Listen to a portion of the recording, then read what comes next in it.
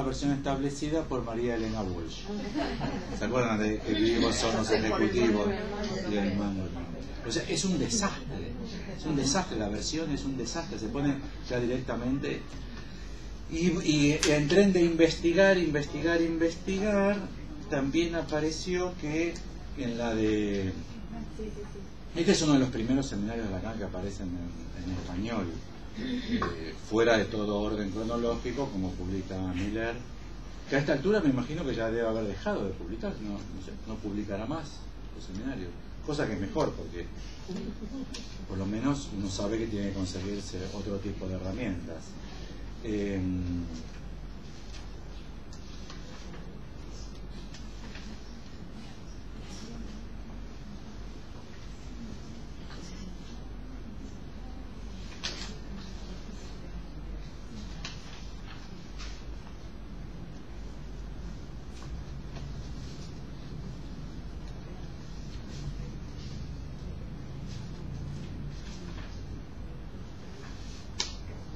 la clase 3, que nosotros ya la trabajamos, ¿se acuerdan cuando Lacan comete el lapsus que confunde a Parménides, el filósofo, con el libro de Platón, el Parménides, ese párrafo, ¿se acuerdan? Bueno, lo que yo lamento mucho es que el Parménides, hablo de Parménides, en fin, de lo que tenemos de él todavía, de sus decires, en fin, de lo que la tradición filosófica extrajo de ellos, de aquello donde parte, por ejemplo, mi maestro Koyev es de la pura posición del ser. Eso lo quitaron, acá no está. Eso lo quitaron. Mi maestro Koyev no está. ¿Eso es en la clase 3 de Rodríguez Ponte? La clase de 3 de Rodríguez Ponte, en la versión que tengo yo, es página 21.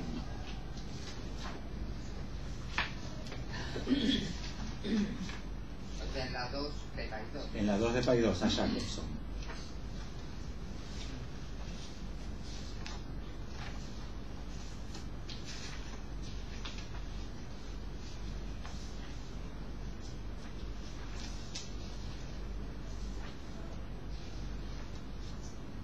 En la página 31 de Paidós. Que para colmo, afortunadamente, dice Parménides, en realidad escribió poemas, o sea, corrigen el lapsus por su propia cuenta. Y ponen abajo, ¿acaso no emplea, entre guiones, en esto priva el testimonio del lingüista? Y en francés es prime, que es prima.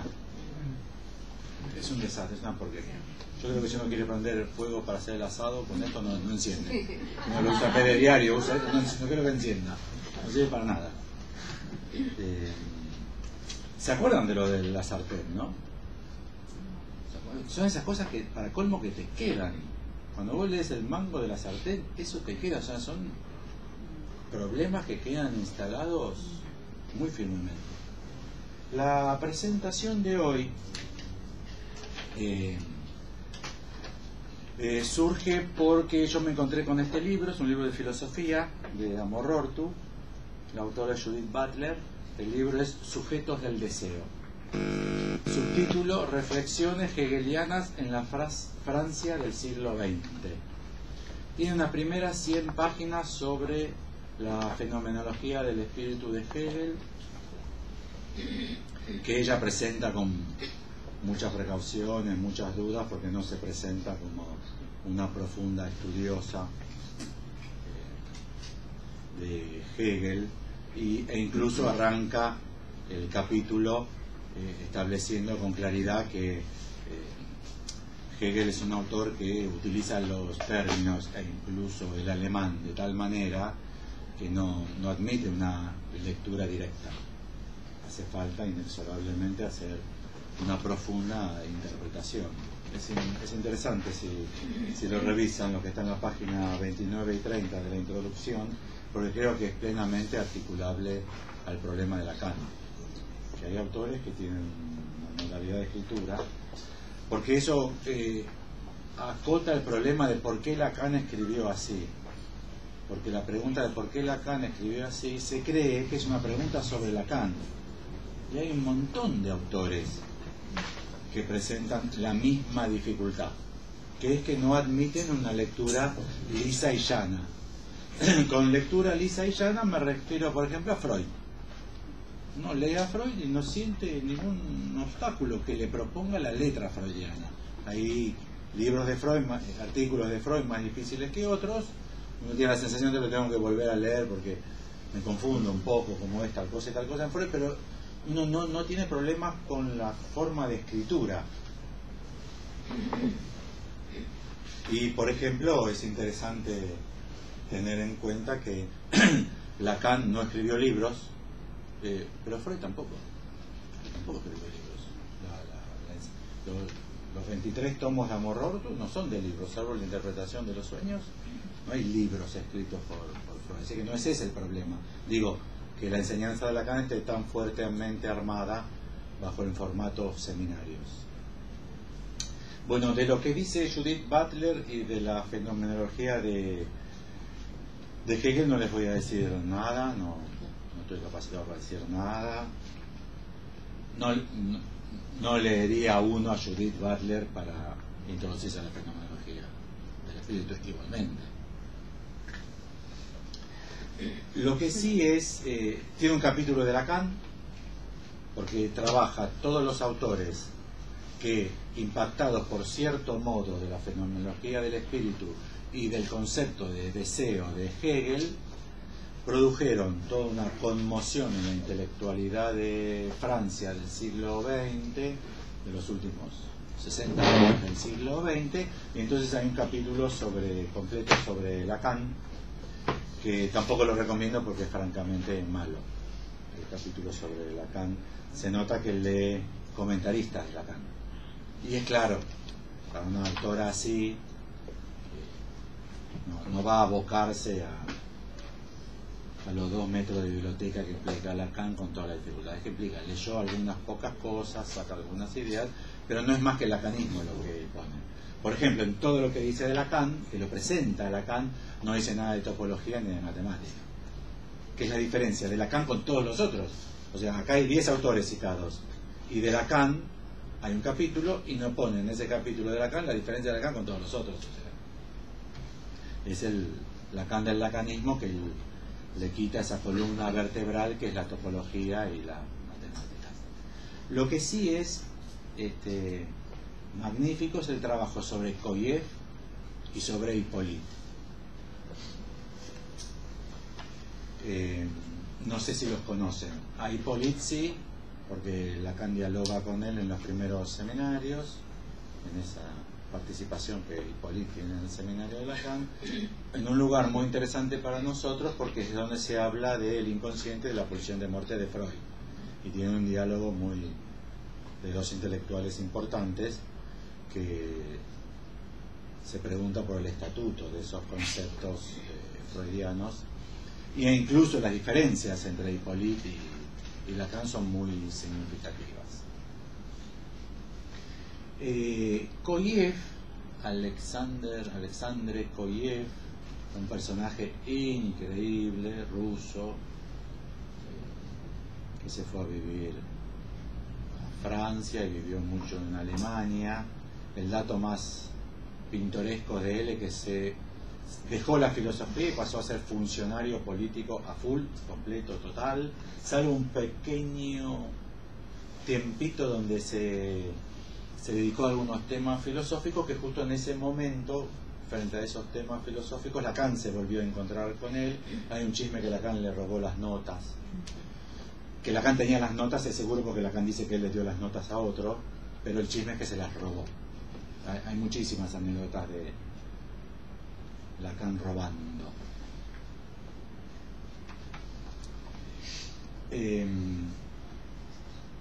Entonces, en la enseñanza de Lacan hay 5 referencias directas a Koyev, en las versiones editadas 4, porque ya les dije que hay una que desapareció, que es justo del seminario 20.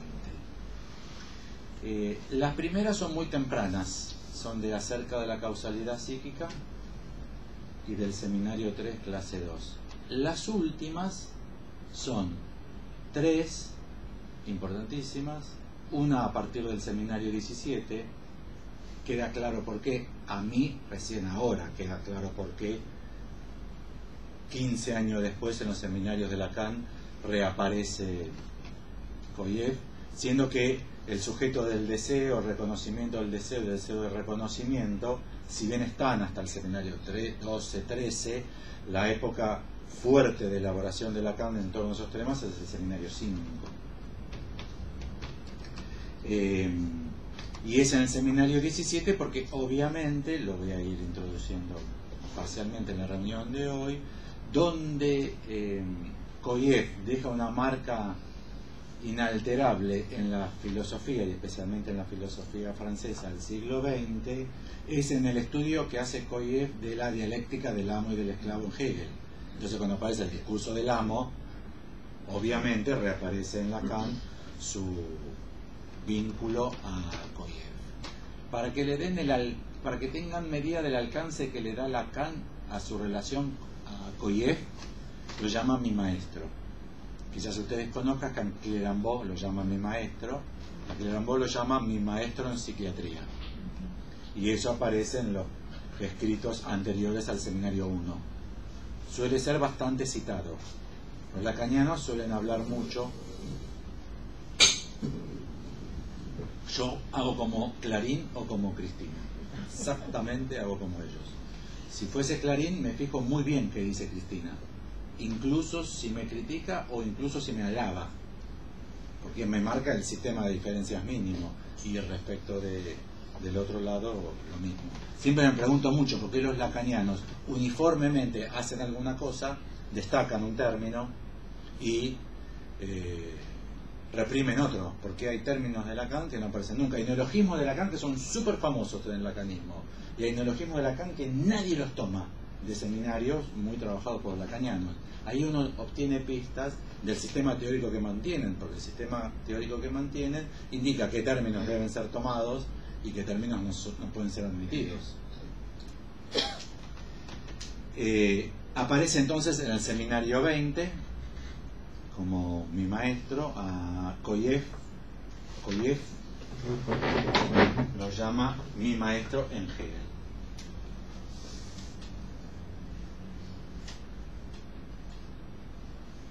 No les conté de la vida de Koyev, la parte más interesante. Se dice que fue espía ruso durante 30 años.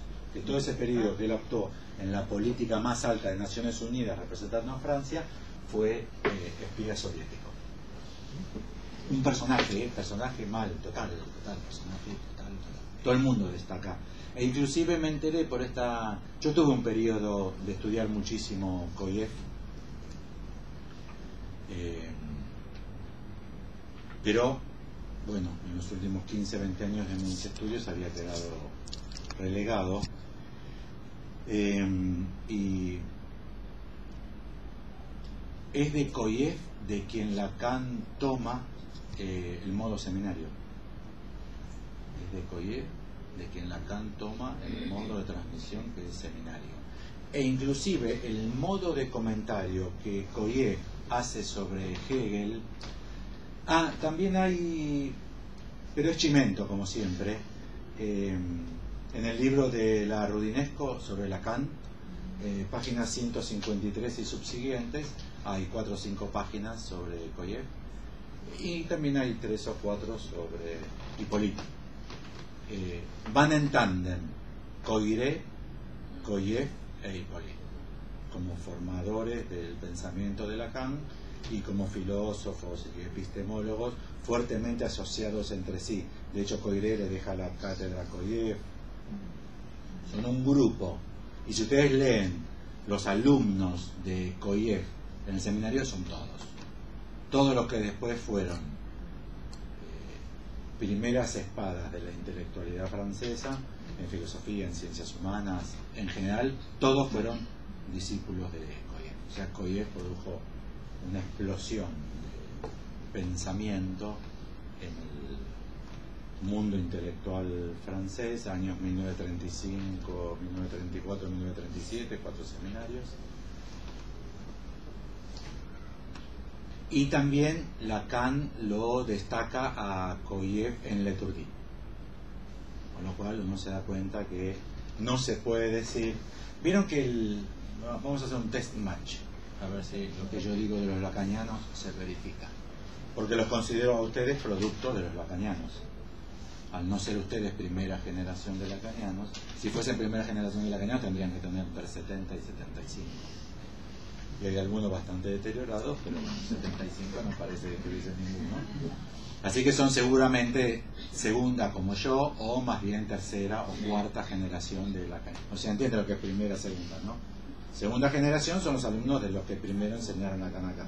Tercera generación son los alumnos de la primera generación. Y las generaciones de esas, en ese mundo, son de 10 a 15 años.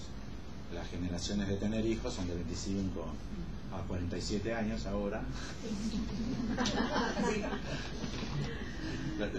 Las mujeres son abuelas a los 90, a los 91.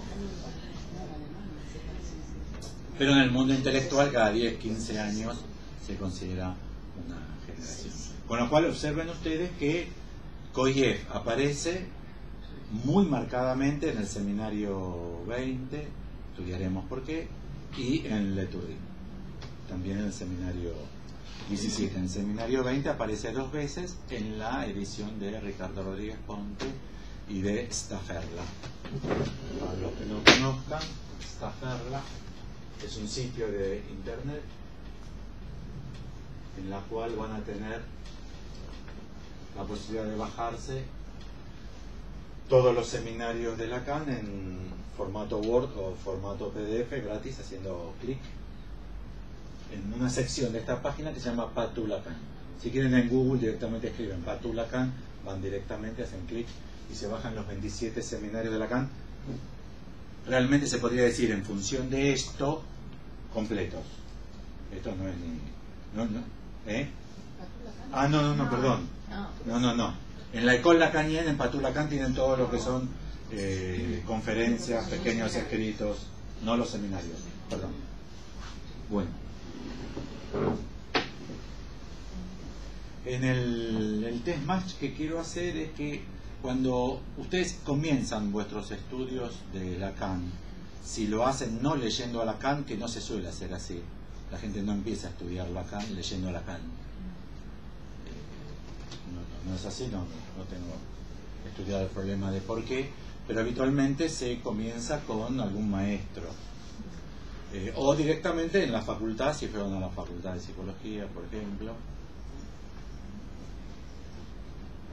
Y en vuestra facultad de psicología se enseñaba Lacan, entonces los ayudantes, los profesores, los adjuntos de las cátedras, hay como un programa que yo lo veo universal, que lo veo en todas las universidades, en todos los psicólogos que se forman, y es que hay un conjunto de nociones mínimas que se transmiten de comienzo.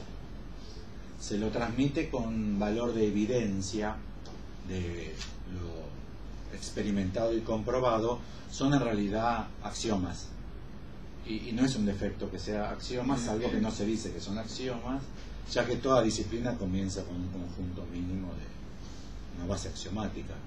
Esos axiomas son que Lacan dice más o menos lo mismo que Freud, y que los discípulos de Freud decían lo contrario, que Freud se habían desviado del buen camino, y que Lacan retorna a Freud en el sentido de retorno a las fuentes, que es un ideal.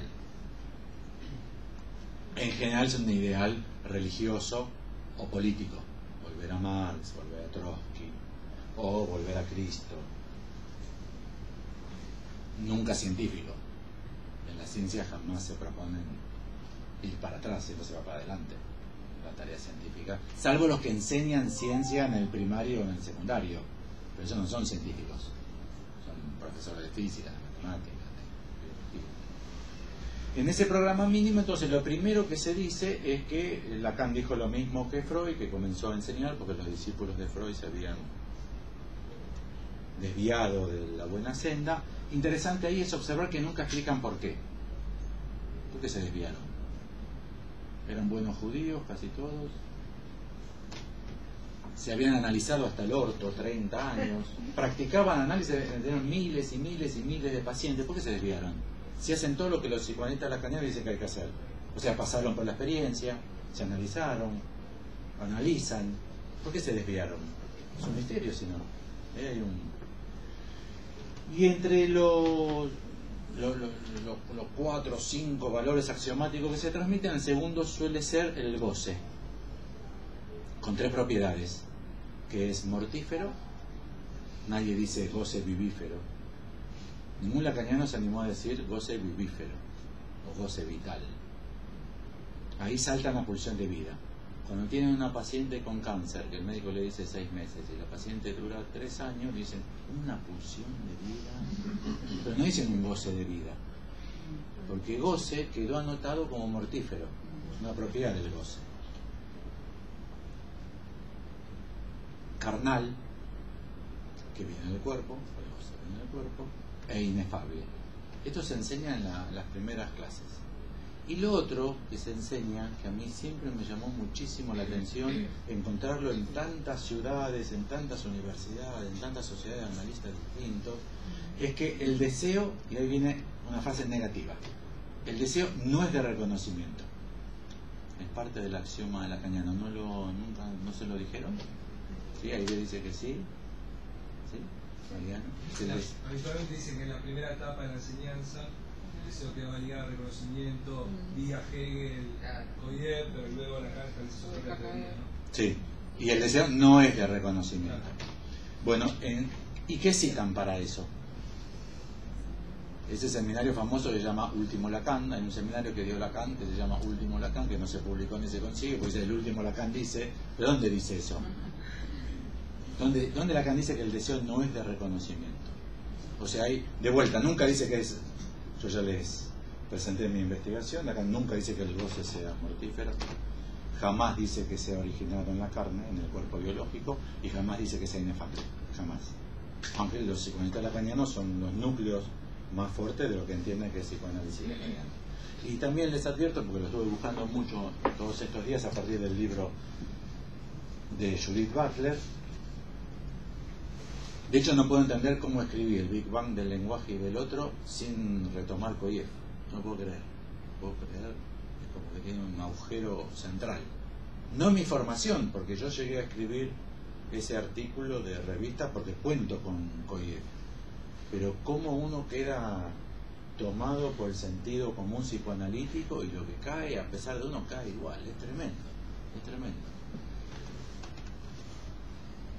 Lacan nunca dice que el deseo no es de reconocimiento, pero igualmente lo que habría que discutir es qué es deseo de reconocimiento. ¿Qué quiere decir? ¿Ese reclamo del obsesivo que la mujer no lo reconoce? Todo lo que él hace por la familia. Está bien, está todo el día mirando la tele y ni por puta le cambian los pañales a los chicos, pero trae la plata. Y todo el esfuerzo que eso no va a ser reconocido. Les advierto, no tiene nada que ver con eso. En todo caso, eso si fuese así, sería reconocimiento yoico. No tiene nada que ver con el deseo. O sea, reconocer atributos que yo creo que tengo. Y eso nunca sería el deseo. Bueno. Entre que Clérambault es el maestro en psiquiatría de Lacan y Koyev es el maestro en Hegel de Lacan, ahí me cayó la ficha que Lacan nunca dice de Freud que fue su maestro.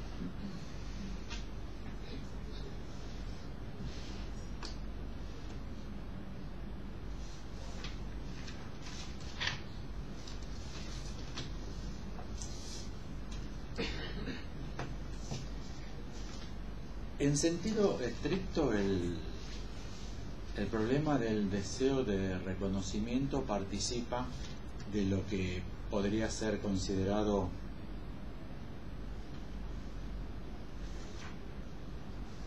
el núcleo del argumento de Koyev.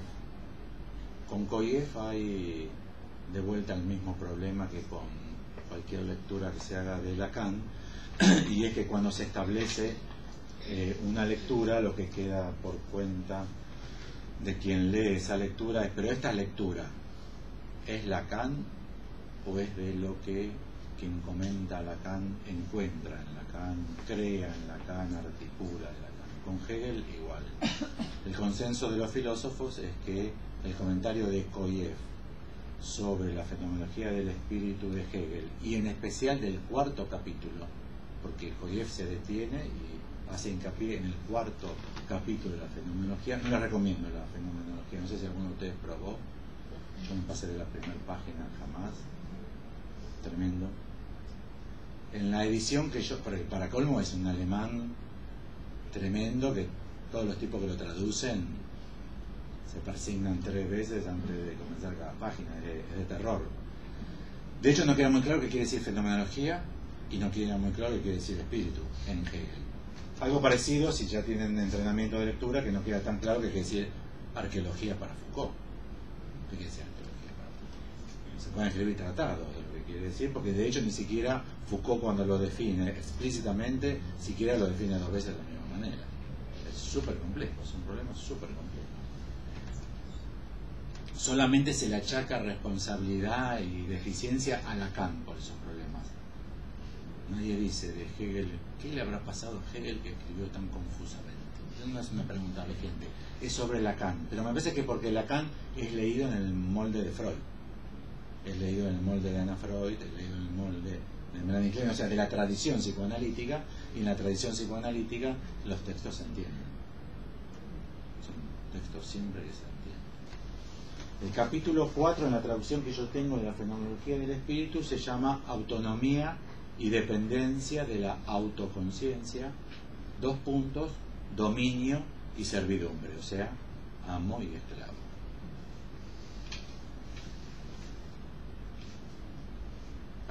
Empieza con un corchete y abajo hay una cita que dice que los corchetes son el comentario de Hipólito.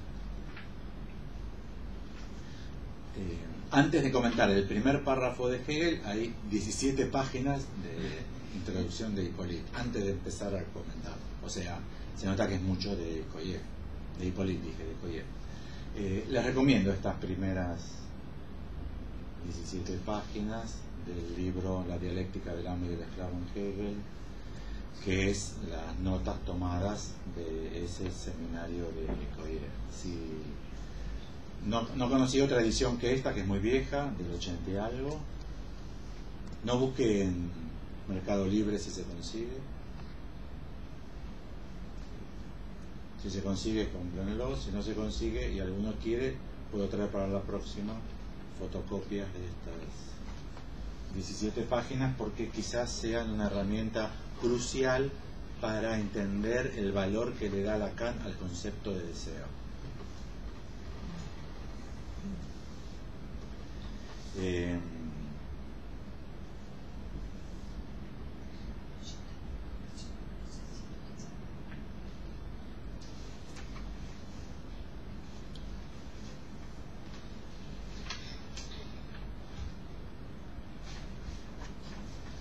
Las tres citas las citas de Lacan sobre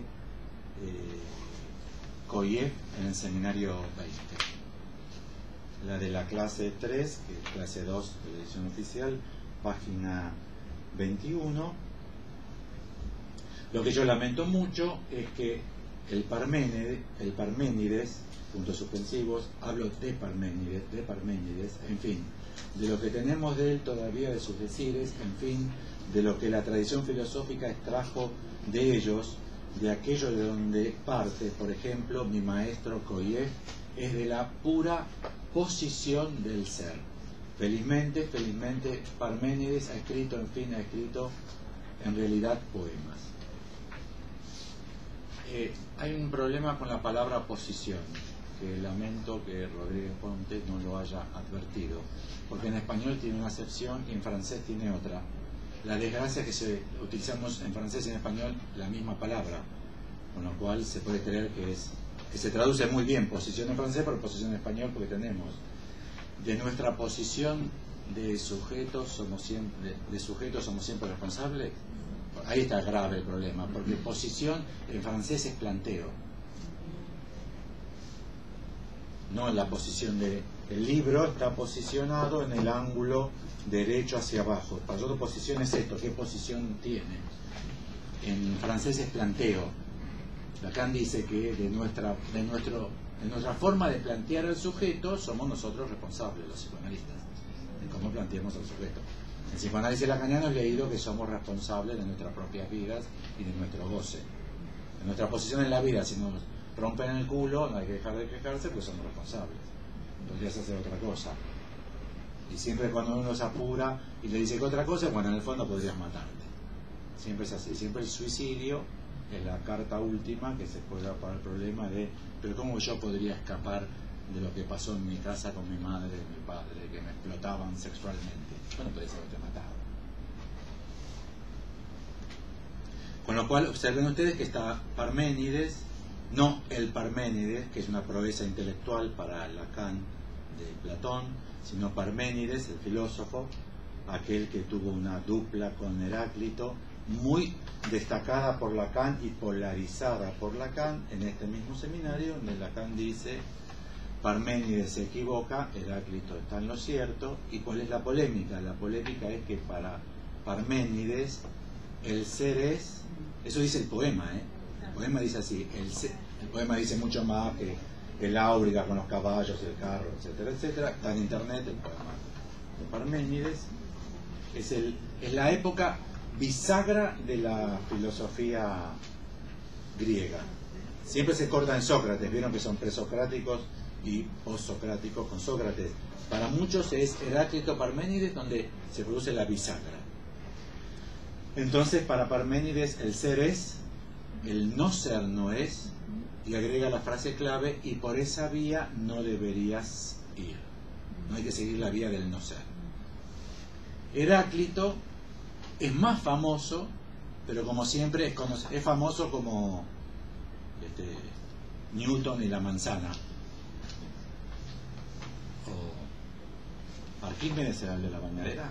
Sí, que salen pelotas a la calle, eso lo sabe todo el mundo, que salen pelotas a la calle, que uno se sonroja, se sonríe, y uno puede decir, ¿por qué? Y porque Eureka.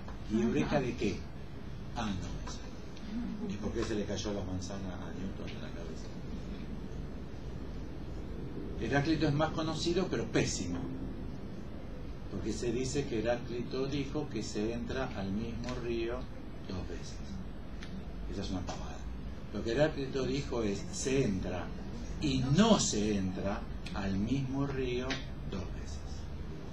O sea que el ser y el no ser es, ambas son. Con lo cual, observen ustedes que lo que dice Lacan es que lo que dice Parménides es un planteo del ser. Y lo indica claramente porque te dice, ¿no ves que es un poema?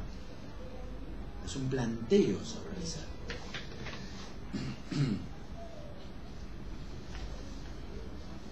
Bueno.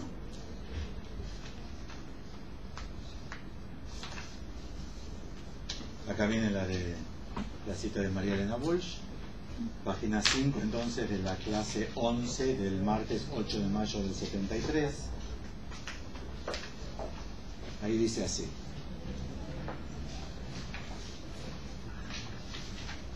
es un poquito más larga esta. Dice así: lo que es más seguro de ese modo de pensar. Esta clase, la 11, es espectacular para la posición epistemológica de Lacan, donde Lacan establece lo que es la ciencia clásica, el aristotelismo, que radica en el planteo del individuo. Que radica, el planteo aristotélico, que radica en el planteo del individuo. Hay ser individual. Cuando la encaremos, la clase 11, yo seguramente la tomaré yo a mi cargo cuando llegue el momento, porque ahora intercalé, ¿vieron?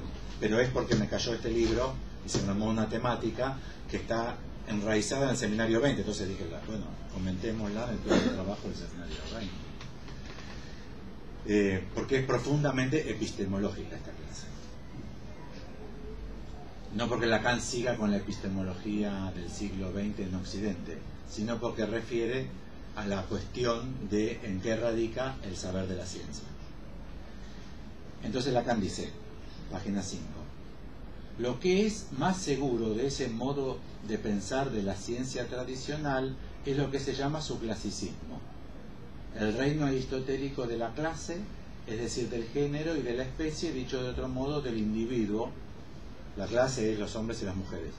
Lo que se hace con las fórmulas de la sexuación, que los hombres cogen así y las mujeres cogen así, la clase. Que entonces hay que pensar muy bien que entonces no arman clases. El falo no arma clases. Fálico castrado, que en Freud son clases. La clase de los hombres y la clase de las mujeres. La lógica con la que Freud establece hombres y mujeres en función de fálico castrado es clase. Eso es aristotélico. Dicho de otro modo, del individuo considerado como especificado, fálico castrado, es la estética también que resulta de ello y la ética que se ordena por ello. O sea, la ciencia tradicional arma un clasicismo, el de las clases, la especie y el individuo, que arma una estética y una ética.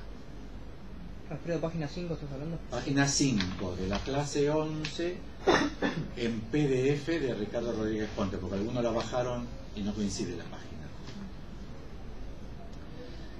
Yo la calificaré de una manera simple, demasiado simple y que arriesga a hacer que ustedes se pongan furiosos, hay que decirlo, pero se equivocarían si se apresuran a comprender. Guión. Como quiera que sea, digo mi fórmula, 2 puntos. El pensamiento está del lado del mango, mange, y el pensar del otro lado. Entonces, de un lado el pensamiento y del otro lado el pensar. Lo que ahí se podría hacer, yo lo hice, una tabla con 2 columnas y empezar a anotar lo que la cantó en un lado y lo que la cantó en el otro. Lo que se lee por el hecho de que el mango es la palabra. O sea, del lado del mango, el pensamiento, está la palabra, en la misma columna. Él solo explica y da razón. En esto, el behaviorismo no sale de lo clásico. Entonces, del otro lado, que está la ciencia clásica, el aristotelismo, ahí Lacan ubica al behaviorismo. El dicho mango, el dicho en francés, mange, todo junto, el dimanche, el dicho mango, el dimanche. A escribir como escribí dit mansión, como escribió Lacan dit mansión, porque él indicó cómo escribirlo, dit, guión, mansión. A escribir dit mansión, forma el domingo de la vida. Dimanche, en francés dimanche es domingo, el domingo de la vida. Le dimanche de la vie. Como dice Queneau, que escribió un libro que se llama El domingo de la vida, y Queneau era alumno del seminario de Koyev, al cual fue Lacan, Sartre, Derrida, todos. No sin revelar al mismo tiempo su ser de embrutecimiento no evidente a primera vista.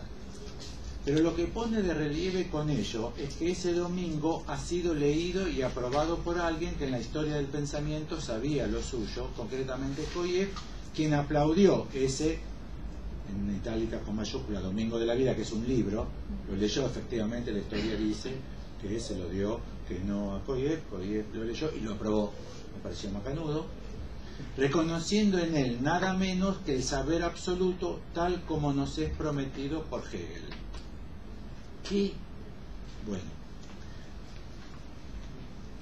y aquí sí, disculpen mi poco conocimiento, a pesar de mis esfuerzos, sobre estos arduos temas filosóficos. Para Hegel, en la época de Hegel, pero que para él es la de Napoleón, el hombre había llegado a culminar un largo proceso de devenir que se culmina con su advenimiento. Adviene el hombre. Uno, así dicho, uno dice, loco, son estas cosas, estos tipos están todos locos, pero si ustedes revisan un poco, es exactamente lo mismo que dice Foucault. Foucault dice que hace 200, 250 años en Occidente adviene el concepto de hombre, que aparece el hombre.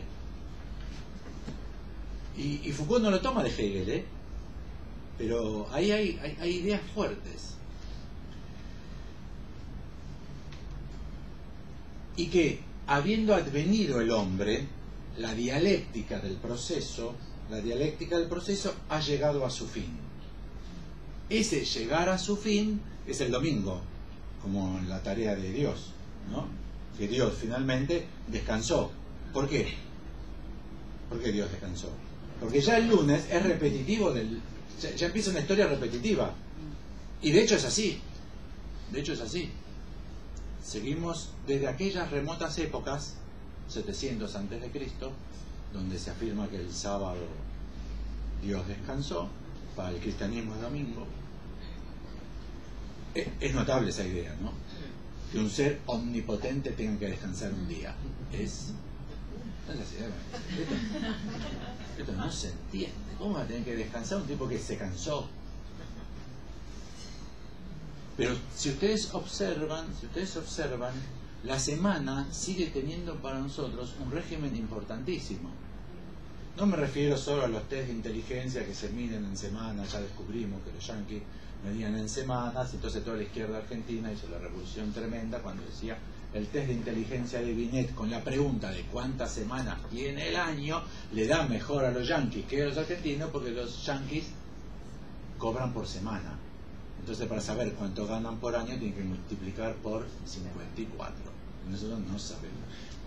A pesar de que nosotros cobramos el sueldo por mes, es importantísimo para nosotros. Y de hecho, cuando ustedes piensen como analistas para regular la secuencia de las sesiones, tomen en cuenta la semana, ¿eh? Es uno de los factores más importantes. De hecho, hay depresión de fin de semana. Y no es depresión de miércoles o de martes. No. ¿Y por qué no? ¿Qué hay del fin de semana? No, ustedes podrán decir, y es porque se descansa. Y habrá que ver, porque el domingo de descanso y el sábado inglés aparecieron tardíamente, con bastante quilombo luego de la revolución industrial en Inglaterra y los países industrializados, y en Argentina Palacios, Alfredo Palacios, fue el que propuso en el Congreso en 1930. Antes se trabajaba 7 días por semana. Con lo cual ustedes observen que efectivamente el hecho del domingo para Hegel es donde ya se culminó la tarea. El domingo de la vida. Entonces sería la modernidad, sería el domingo de la vida, de donde surge por la lectura de Koyev el fin de la historia. Es un alumno de Fukuyama, que se hizo famoso y tuvo el Fleurit fue cayó, ya nadie era en 5 de bola, igual de haber cobrado unas cuantas conferencias, $100.000, así que debe estar resalvado. Con su trabajo del fin de la historia, el fin de la historia no es un invento de Fukuyama de hace 20 años, es un diagnóstico de Hegel, porque para Hegel toda la historia es el trabajo en la producción del hombre, pero resaltado fundamentalmente en la lectura de Koyev. Muchos hegelianos, muchos estudiosos de Hegel dicen que en Hegel no es tan fuerte la nota del fin de la historia como Koyev establece en su lectura de Hegel. Perdón, Alfredo, ¿puedes repetir el libro que estás trabajando? ¿El de Judith Butler? Sí, se llama Sujetos del Deseo, reflexiones hegelianas en la Francia del siglo XX, Amor Orto Editores, 2012, pero es muy viejo, de Judith Butler, 1987. O sea, en español apareció 25 años más tarde. Rarísimo. Muy bueno, muy recomendable por los capítulos de Koyev e Hippolyte. No me parece de buena calidad lo de Hegel y es muy malo lo de Lacan. Entonces, observen ustedes que en este punto lo que Lacan rescata de... Lo primero que dijimos de Koyev es que dice que el ser es una posición, es un planteo. Por ejemplo, hay ser no es una comprobación experimental por nuestros cuerpos biológicos sobre el planeta Tierra. Es una frase que se dice. Y es una frase que se dice que marca una ética. Están los quienes nos posicionamos que hay ser y partimos nuestra consideración en la lógica aristotélica del ser, o sea que hay individuos, y hay los que sostienen que el ser no es nada más que un producto discursivo que tiene distintos avatares en distintas obras filosóficas y distintas importancias en distintas culturas. En la nuestra es crucial. La aparición aquí del domingo de la vida, de la culminación, es porque Lacan lo trae a Coyer en su crítica de Hegel sobre el saber absoluto. Porque habría una culminación en el punto del domingo, en la actualidad.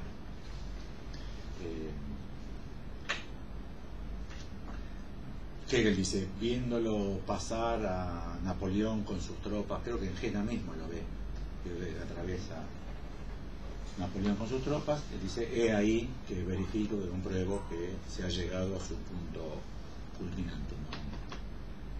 No entiendo por qué. Koyev en su época dijo que Stalin, no Napoleón, sino Stalin, menos entiendo.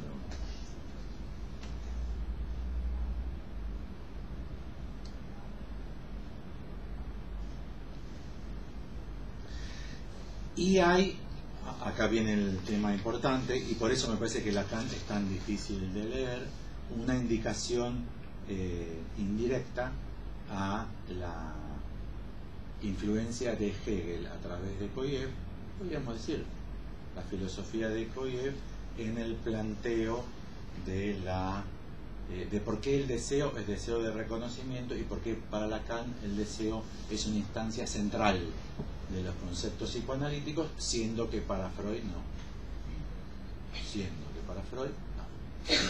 En Freud el deseo casi solamente ocupa un lugar central en la teoría del soñar, donde está el deseo onírico, y hay un desarrollo sobre el deseo, que es que cargada una neurona, recuerdan el planteo, ¿no? Cargada una neurona, asociada una neurona a una neurona B, vuelta a cargar la neurona A, habrá una tendencia del aparato a volver a conectar la neurona A con la neurona B. Pero dice, a esa tendencia se la llama deseo. Es por eso que termina en el alucinar, porque la neurona B no adviene por los fenómenos vividos en la segunda escena. En la primera escena sí, el bebé estaba tomando la teta, neurona A, donde se inscribe, representación, si ustedes quieren, y se asocia a satisfacción, qué rico, la neurona B, la representación B, que quedan asociadas. Para Freud esa asociación queda, que se llama facilitación en el sistema eléctrico freudiano. ¿El deseo qué es? El deseo es que vuelta a cargar la neurona A, la teta de mamá, que aparezca una satisfacción. Y Freud dice, esa puede ser alucinatoria, porque quizás la satisfacción que aparece es chupándole la teta a mamá, aunque mamá haya perdido la posibilidad de lactarme. Pasó algo en la vida de la señora, un trauma, un accidente, y pierde la leche, no le sale más leche. Freud dice, si ponen al bebé a la teta, como la teta, la representación teta queda asociada a la representación satisfacción, el bebé tendrá una satisfacción alucinatoria. O sea, tendrá una satisfacción tal como si hubiese ingresado leche a su cuerpo. Ese es el valor de deseo en Freud. Poco más tiene el valor del concepto de deseo. Igualmente, para achicar el pánico, en Hegel el término que estamos comentando como deseo es Begierde.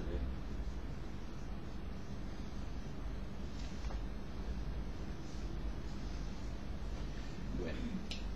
Y acá viene la necesidad de conocer estos problemas por parte de nosotros como lectores de Lacan, porque si no Lacan se hace enormemente legible, porque no entendemos, que en realidad no es que no entendemos, es que no sabemos de qué está hablando. Y al no saber de qué está hablando, todo lo que diga es no entendemos, porque no entendemos, porque parece un exabrupto. Bueno, en la clase 1, entonces, 21 de noviembre del 72, en la página 6, Lacan dice, bueno, Rodríguez Conte puso goce, nosotros creemos que la traducción más correcta sería gozo. Es increíble que un traductor así nunca haya trabajado el libro de Gárate y Mallet. marinas de cómo traducir Lacan al español. Increíble. Si lo hice, yo no encontré el texto de Rodríguez Ponte, donde es sorprendente. Y dice en esta edición, pero ¿qué es el gozo? Ahí está precisamente lo que por el momento se reduce para nosotros a una instancia negativa. A una instancia negativa. El gozo es lo que no sirve para nada, pero eso no dice mucho al respecto. Observen ustedes cuán central es esto que para nosotros sería otro párrafo que no entendí, que Miller funda su teoría en exactamente lo contrario.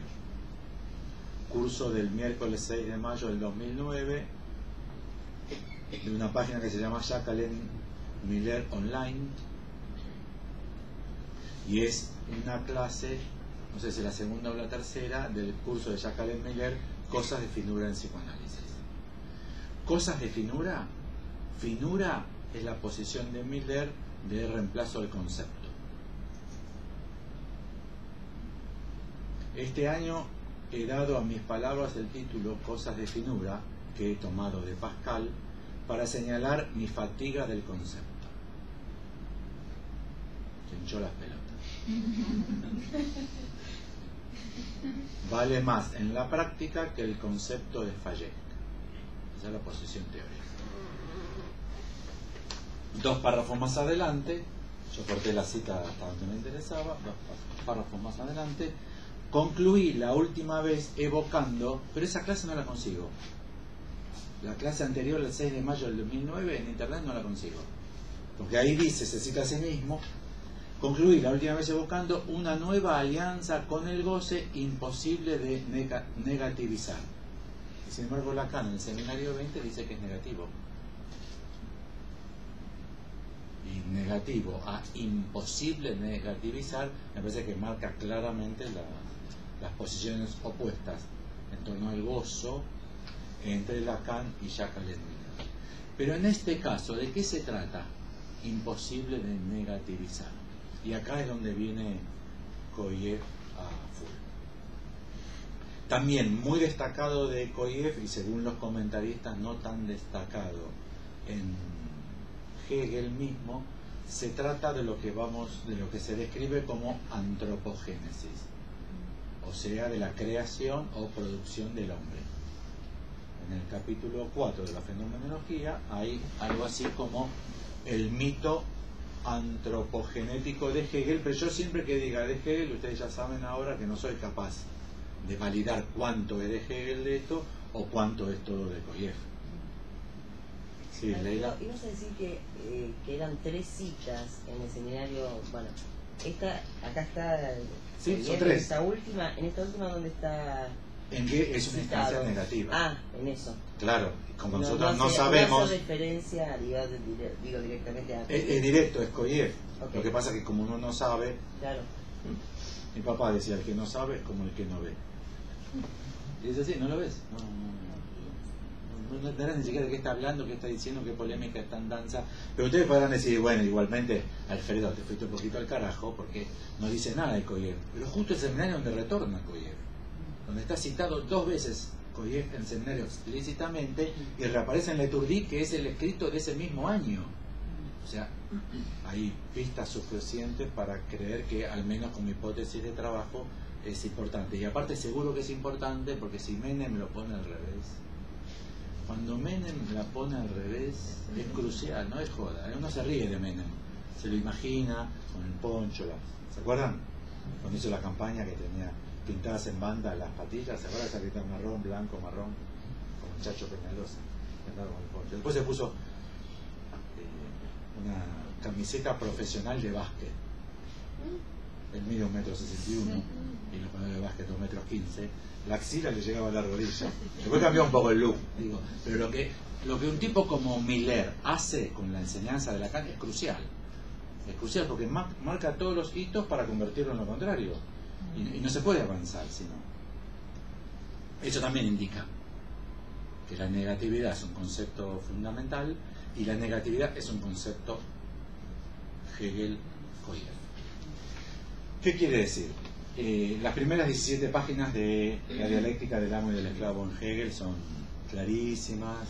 Estaría buenísimo que se hagan una copia. Debe estar en internet, si no le traigo yo la copia la próxima. La idea de muerte en Hegel también es un muy buen seminario de Koyev, recomendable. Todo publicado en esta editorial que no existe más. Eudeva también sacó algo. Eudeva también sacó algo. ¿Ah, sí? Bueno. Hace millones de años. Bueno. ¿Acabo de decir que no hay ninguna edición en este momento? De la dialéctica. Sí, creo que uno de los... No sé, no, yo no busqué, como lo tengo.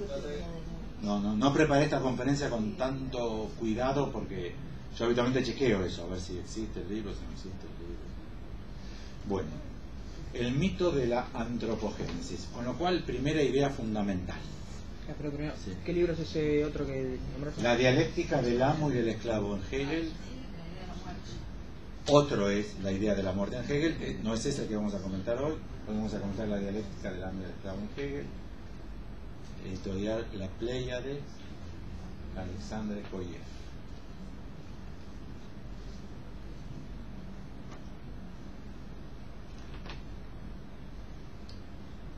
El mito de la antropogénesis, que está en esta idea del fin de la historia por el advenimiento del hombre, y es que el hombre se hace, se produce, se crea. No se nace hombre. Sí. Esto del mito de la antropogénesis lo estamos vinculando con la negatividad.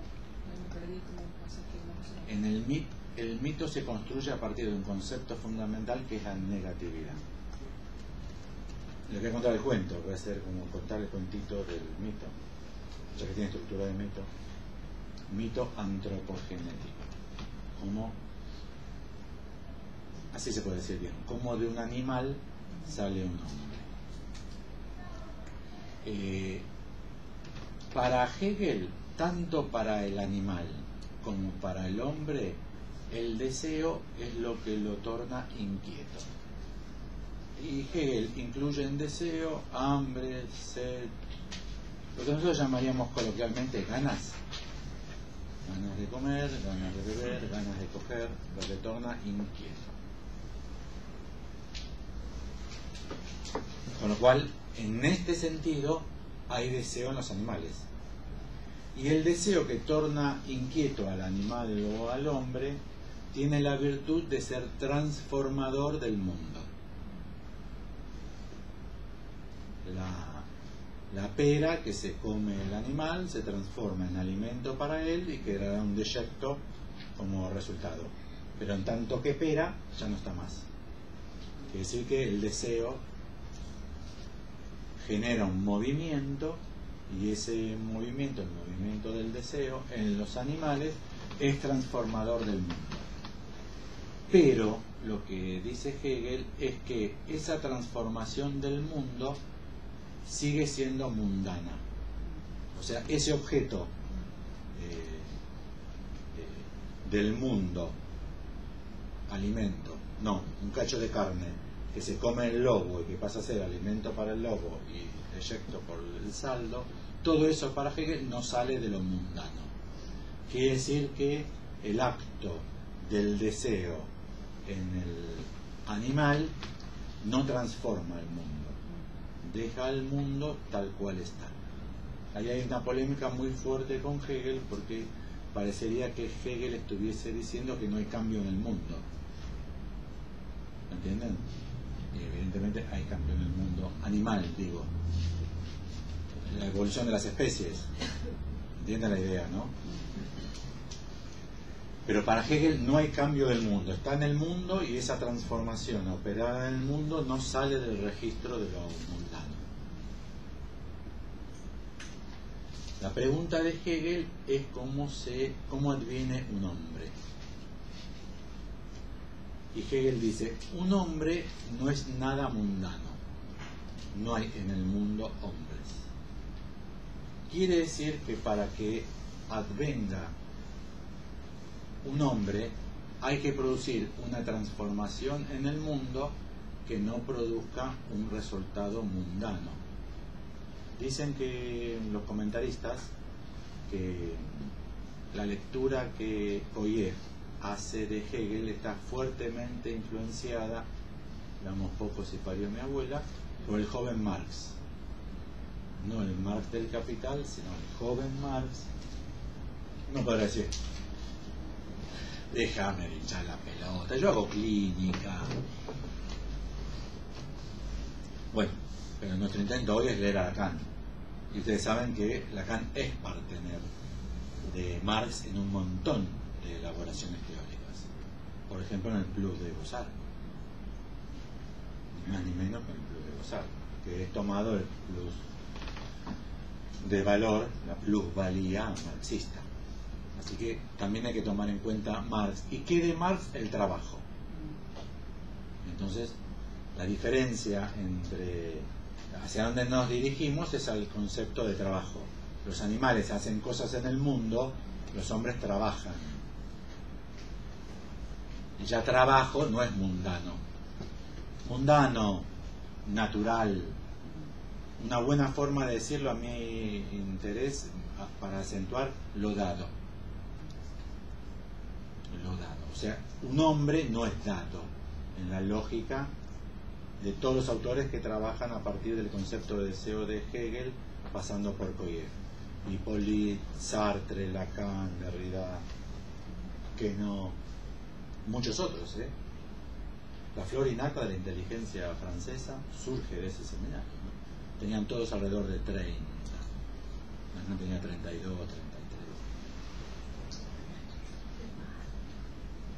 Entonces, para Hegel-Koyev se trata que el advenimiento del hombre, que no es mundano, se trata por una operación sobre lo mundano, sobre lo dado, sobre lo natural, que negativice la condición natural. Ahí viene el concepto de negatividad. Hay que negativizar lo natural. Para mi sistema de pensamiento, el mío, el de Alfredo, es crucial. Porque para mí el psicoanálisis se monta en esa diferencia. Y toda mi crítica hinchapelota con el lacanismo es porque el lacanismo funda el decir en lo animal y le agrega un atributo que habla. El animal que habla. Ahora se dice el viviente que habla. O sea, más radicalmente la sustancia viva de Freud, que es de donde parte Freud. Las experiencias vitales con la sustancia viva. Y la energética de nacimiento, que es pulsión de vida y muerte. Pero eso es todo natural, ¿o no? La sustancia viva y la pulsión de vida, la pulsión de muerte de vida es todo natural. Entonces podrán decir, ¿qué quieres decir con natural? Porque es obviamente natural. Y a esta altura ya podemos decir que no se introduce la negatividad hegeliana. Nada fue negativizado para que surja pulsión de vida, pulsión de muerte, libido. ¿Me siguen? Bueno.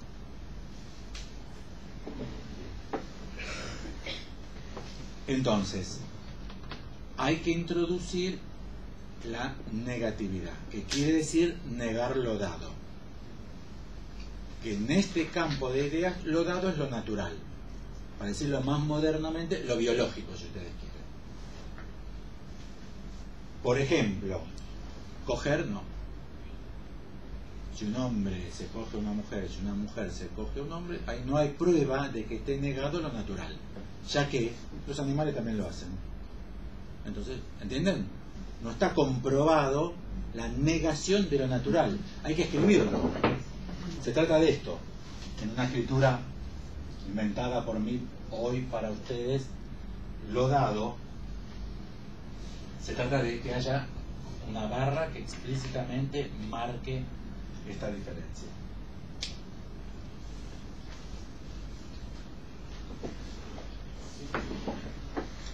Entonces, ¿cómo sigue el mito antropogenético? Que el hombre debe producir un acto de deseo que tenga la propiedad de negar lo natural. Pero ¿cómo se logra negar lo natural? Entonces Hegel dice, inexorablemente buscando algo que no sea natural.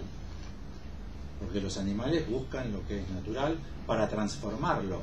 Lo que hay que buscar es algo que no sea natural. Pero en este mito, el mito siempre es mito de los orígenes, no hay en el mundo nada que no sea natural. ¿Entienden? No hay nada que no sea natural.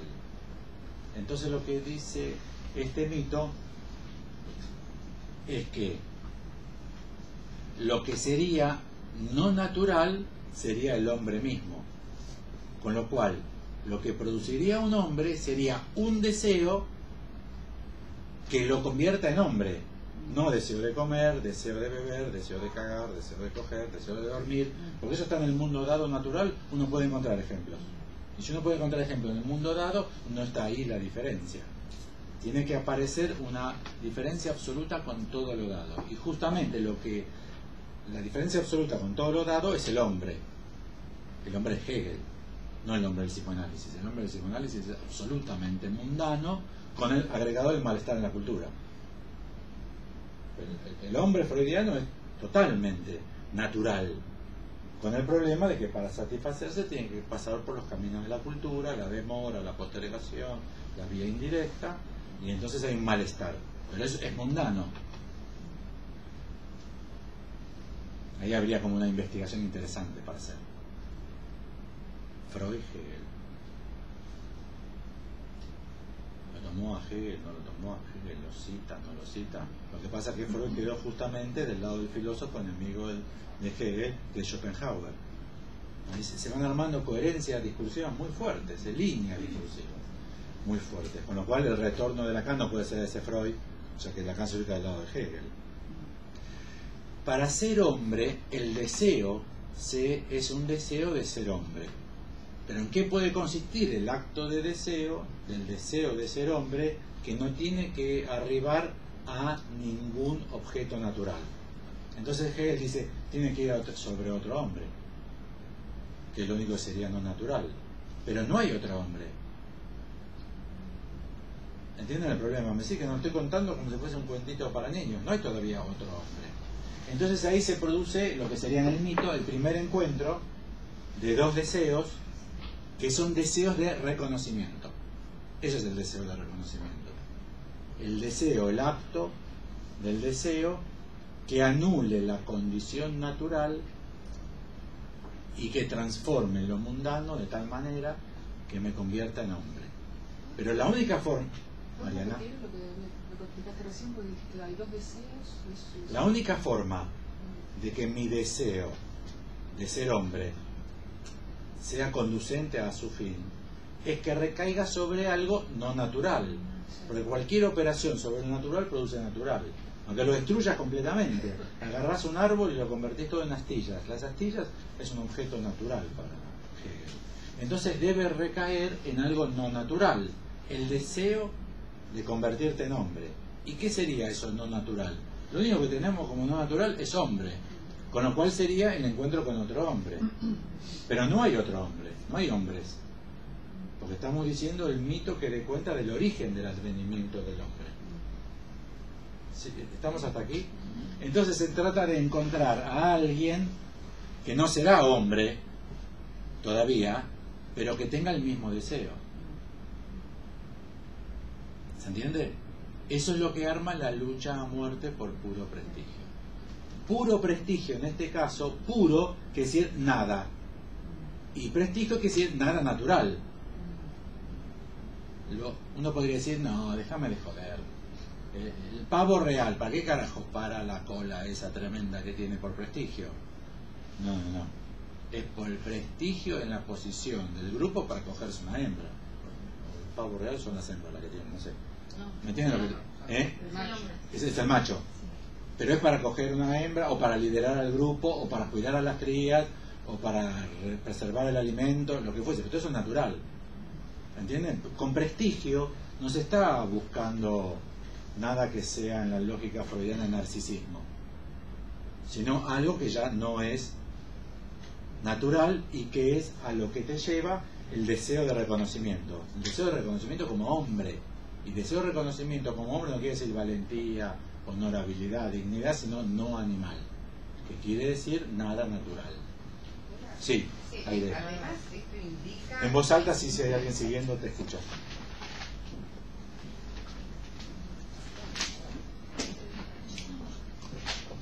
Además esto indicaría que el hombre nunca podría constituirse como tal en sí mismo, siempre hace falta al menos otro.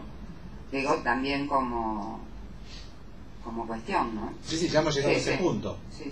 Ya hemos llegado a ese punto, que solo mi única forma lógica, exclusiva de ser hombre es vía un deseo de serlo, que implique un acto que me habilite a hacerlo. Pero ese deseo transformador tiene que recaer sobre algo que es otro que intente ser hombre, o sea, otro tomado por el deseo de reconocimiento, con lo cual se produce el encuentro de dos deseos de reconocimiento. Para Hegel, el fin de la historia, eso está muy bien en Judith Butler, ¿eh? ¿Lo leo? Es medio duro.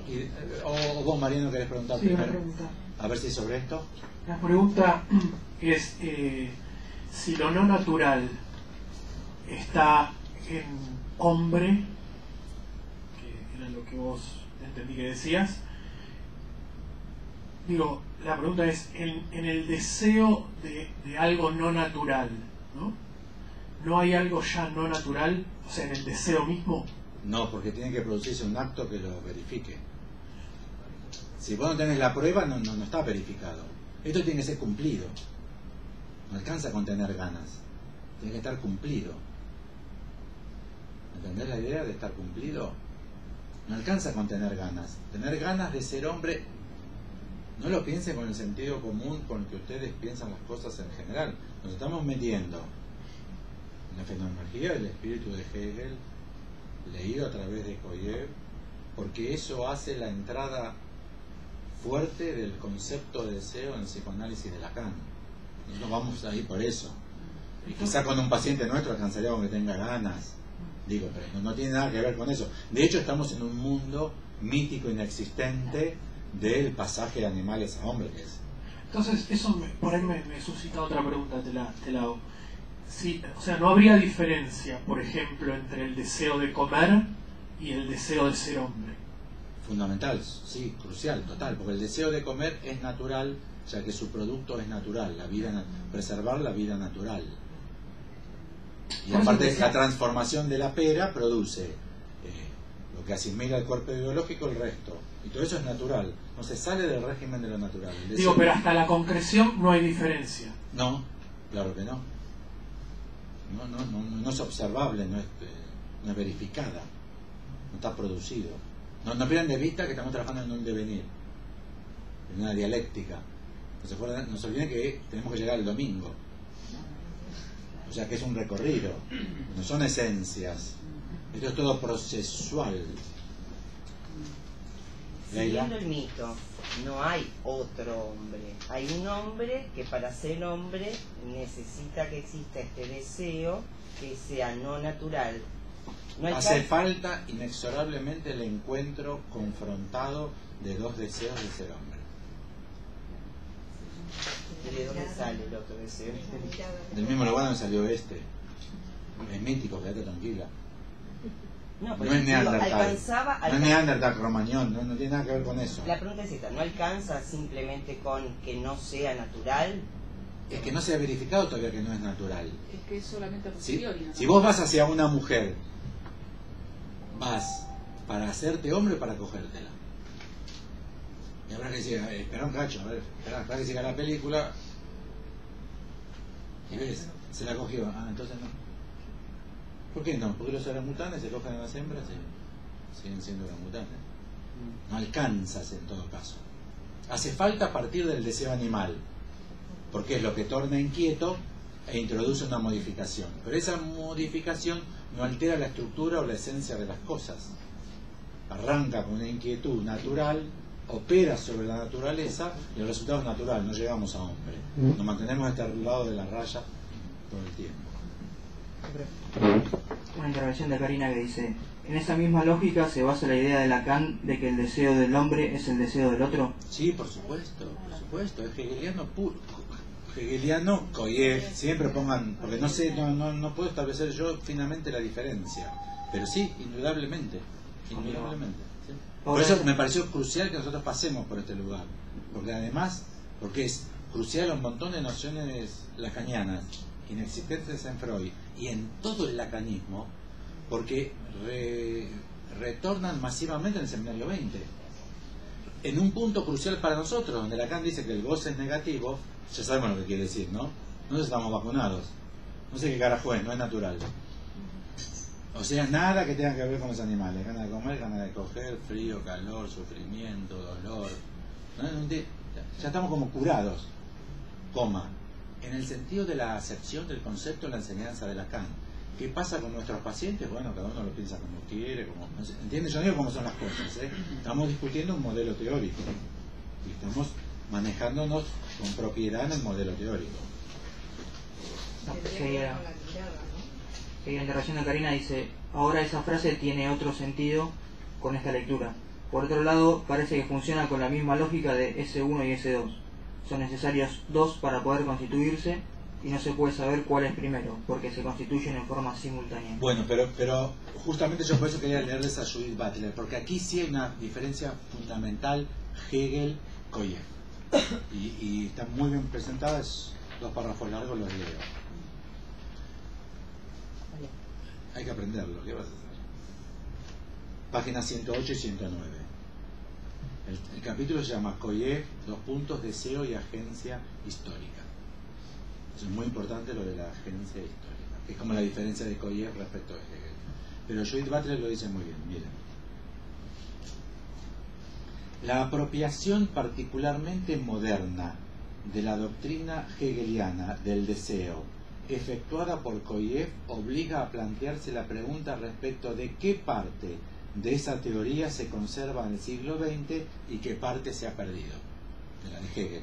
Yo agregaría a Butler y qué parte se ha incorporado, porque no solamente es lo que se conserva de Hegel, lo que se perdió de Hegel, sino que él agregó Koyev.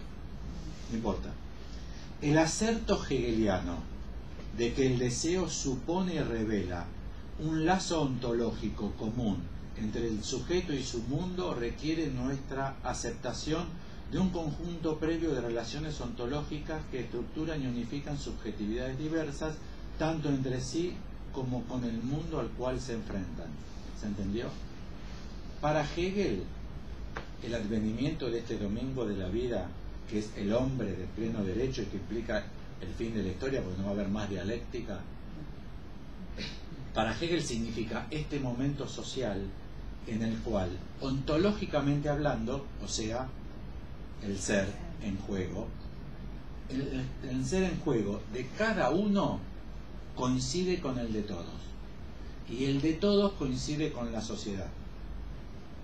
¿Se entiende? Si ustedes quieren, aquí se empieza a encontrar muchas ideas comunistas. No por nada Marx toma cierta orientación de Hegel. ¿Entienden? Porque cada uno de nosotros solamente somos en el sentido de nuestra participación en la comunidad, ontológicamente hablando, o sea, radicalmente hablando. ¿Lo vuelvo a leer o seguimos? Seguimos. Resulta difícil reconciliar este supuesto de armonías ontológicas que subsisten en y entre los mundos intersubjetivo y natural con las diferentes experiencias de desunión cuya superación parece ser imposible en el siglo XX. Están hablando de las guerras, por ejemplo, comunismo, capitalismo, Primera Guerra Mundial, experiencias de desunión. ¿Qué le produjo? Ya está, llegamos, por fin. ¿A qué llegamos? Al fin de la historia, al hombre. ¿Y qué es hombre? Hombre es el producto de la dialéctica de constitución del hombre que produce por resultado la comunidad ontológica entre todos los hombres y entre todos los hombres y el mundo. No sé muy bien qué querrá decir Hegel con eso, pero sería algo así como una armonía absoluta, ¿no? No entiendo cómo eso lo pudo obtener viendo a Napoleón con las tropas, que se iban a marchar a unos cuantos a la vuelta de la esquina. O sea, Napoleón no era ni Buda ni el Mahatma Gandhi, ¿no? Era en general el conquistador, que viene del terror del posterior a la Revolución Francesa. Koyev nos hace falta esa diferencia por el momento en que llegaron a la idea, Karina, el de la comunión, que el deseo del hombre es el deseo del otro. Ahí yo quería introducir una diferencia, que es la diferencia Hegel-Koyev, que me parece que nos habilita a ubicar a Lacan.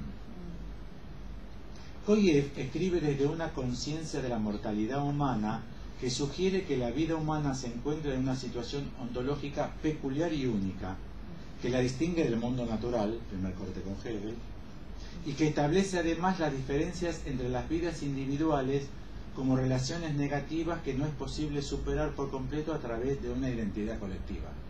O sea, viene un deseo particular. El deseo es el deseo del otro, pero hay que tener ahí el punto de, pero como dice Hegel o como dice Lacan. Porque si es como dice Hegel, el deseo de los hombres es el deseo del otro, y todos en comunidad tenemos el mismo deseo. Eso estamos queriendo decir, no estamos queriendo decir eso. Al menos Lacan tenemos la sensación clara que no lo dice. Con lo cual, en este punto yo quería traer esto, porque me parece que es una diferencia sustancial, porque sí hace falta el encuentro con el otro, deseante. Pero comparten el deseo, no. Y es crucial porque Hegel dice que sí.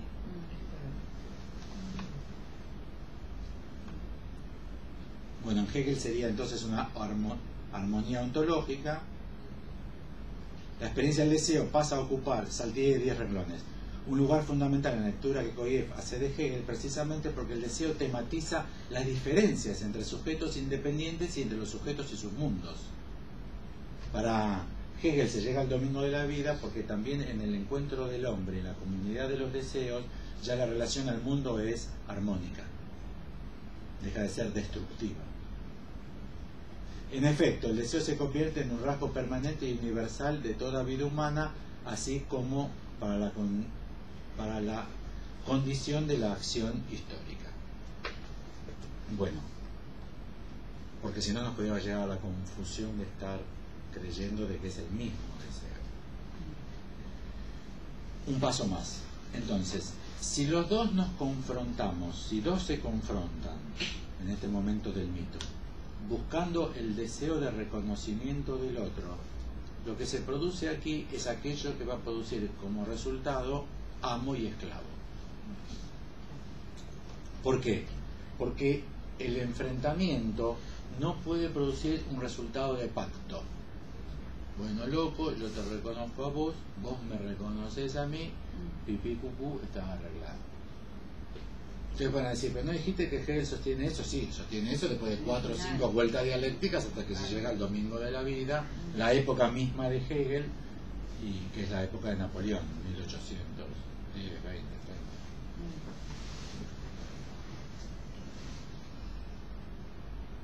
¿Por qué? ¿Por qué no puede haber pacto posible?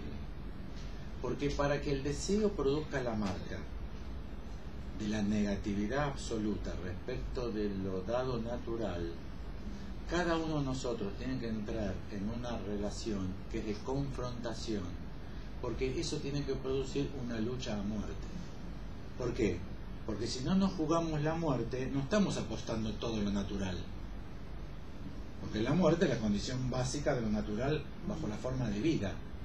Quiere decir que para que mi deseo sea un deseo que efectivamente me produzca como hombre, tengo incluso que ser capaz de tirar por la ventana el valor fundamental de lo natural, que es la vida. ¿Me siguen? Entonces es lucha a muerte. Pero para que quede claro, porque entre los animales también hay lucha a muerte, tiene que ser una lucha a muerte por puro prestigio. Ni por alimento, ni por territorio, ni por hembras, ni por cuidar a las crías. Por nada instintivo. O sea, hay que ir depurando todos los factores aportados por la naturaleza para llegar a hombre. Entonces, en la lucha a muerte por puro prestigio, aquel que haya estado dispuesto de llegar al final y morir por obtener el reconocimiento será el amo. Y aquel que renuncie a obtenerlo será el esclavo. Primera conclusión, el esclavo es como un animal, ya que ha renunciado al acto que lo podría producir como hombre, y es necesario este resultado, amo y esclavo, porque si no se produciría el primer hombre. Entonces el amo queda en posición de hombre y el esclavo en posición de animal. Ahí empiezan los problemas.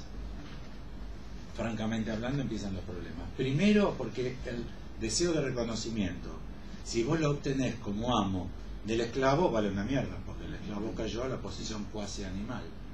Entonces se produce como un impasse, un corte al camino, una aporía sería, porque el aporte de reconocimiento que aportaría sería insuficiente. Por eso la dialéctica tiene que continuar. si no acabaría ahí. Ya tendríamos hombre. Y lo que es genial de Lacan es que en este punto también plantea una salvedad de Lacan, y es que Lacan dice, parece una pavada, pero a mí me lleva al punto del Big Bang. Lacan dice, pero a ver, pensemos un poco. Están luchando con las espadas y se están dando unos sablazos de la puta madre, como en Game of Thrones, así, se cagan a sablazos. ¿Cómo hace para renunciar el que se caga de miedo y renuncia? ¿Ustedes qué dirían? Baja la espada, le cortan la cabeza. No hay forma de salir. Lacan dice, tiene que haber un pacto previo. Tiene que haber un pacto preexistente. Que diga, pido gancho que me tocas un chancho, basta, claro, cualquiera. Casita de Dios, transmillonaria, cualquiera, tiene que haber algo que diga una bandera blanca, si ustedes quieren, en la batalla. Pero esa es la bandera blanca, tiene que estar pactada de antes. Si nadie conoce la bandera blanca, ¿qué hace, loco? ¿Qué hace sacándote los calzoncillos? ¿Qué hace con el palo y los calzoncillos ahí flotando? Te van a matar, boludo. Tiene que estar pactado de antes. Con lo cual acá dice el pacto siempre es anterior. No puede haber ninguna salida de la dialéctica hegeliana, incluso tal como está comentado. Con lo cual ven que siempre el Big Bang del lenguaje. Primero tiene que estar el lenguaje, incluso en la insuficiencia argumentativa de la dialéctica del amo y del esclavo. Con lo cual, primero, para Hegel, hombre es aquello que niega lo natural, niega el cuerpo biológico. Si llega a haber pulsiones, que las tiene que negar. Si llega a haber libido como dotación corporal, hay que negarlas. Y negarlas significa atacarlas de tal manera que se verifique que el producto buscado tiene que ser inexorablemente artificial, abstracto, virtual. Ahí empiezan palabras complejas. Espíritu. Podría ser espíritu en el sentido de Hegel. En ese sentido, entonces, espíritu sería nada natural. Vivencia de satisfacción e insatisfacción de Freud son naturales. Cualquier cerebro medianamente elaborado, o sea, más allá de una medusa, más allá de cualquier unicelular, donde haya varias neuronas, ya empezarán a quedar inscriptas.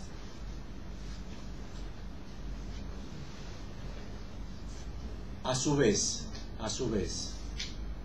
tiene que ser producido, podríamos decir así, en cada caso.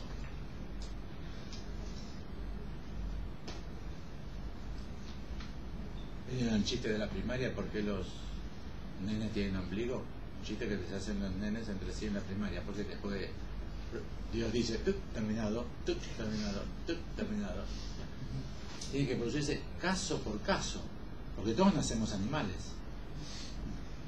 Quiere decir que en cada caso se trata de producir el acto del deseo, pero que tiene que ser un deseo de reconocimiento. Si no, podríamos decir de un perro, tiene ganas de jugar.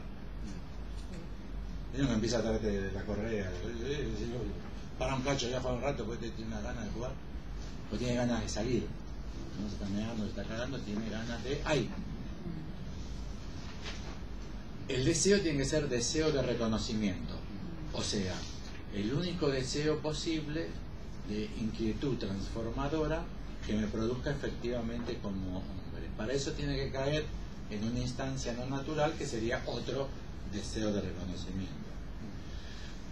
Con lo cual, la negatividad, cuando Lacan dice el goce es negativo, se está refiriendo a que es absolutamente no natural. Y si ustedes tienen la pista de cualquier dimensión natural, eso no es goce, no es gozo. Hambre no es gozo.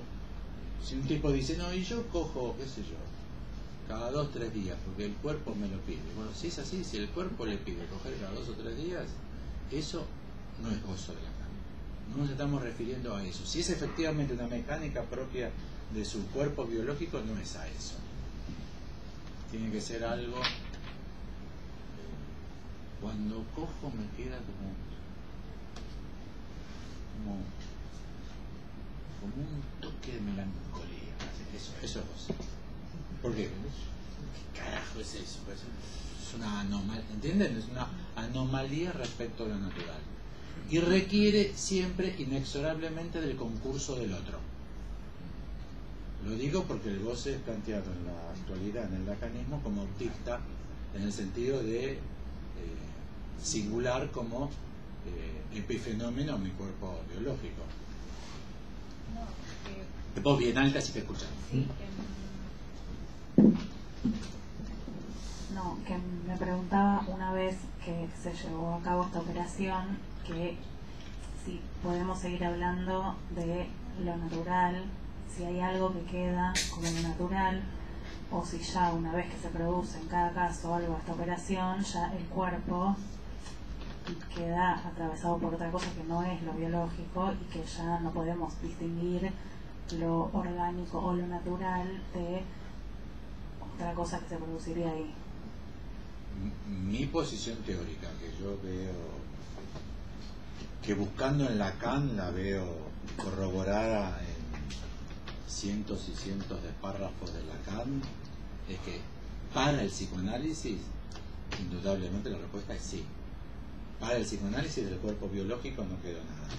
Me dirá, bueno, pero para la medicina sí, no tengo ningún problema. El traumatólogo, el kinesiólogo, cirujano, saca la papa, te cosa, te deja la papa y no te cosa.